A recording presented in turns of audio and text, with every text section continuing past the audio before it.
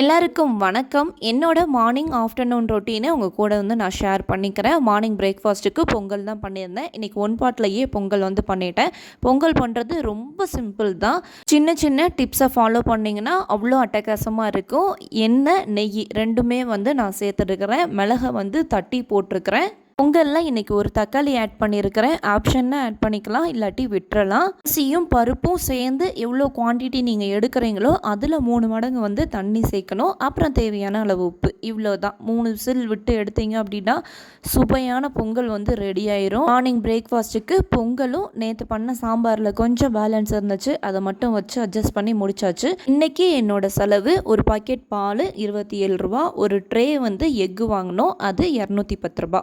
மத்தியானம் லஞ்சுக்கு ரைஸு, வெந்தய குழம்பு, பீட்ரூட் பொரியல் நான் பண்ணியிருந்தேன். நைட்டுக்கு தோசையும் வேர்க்கடலை சட்னியும் தான். இவ்வளோ தான் இன்றைக்கான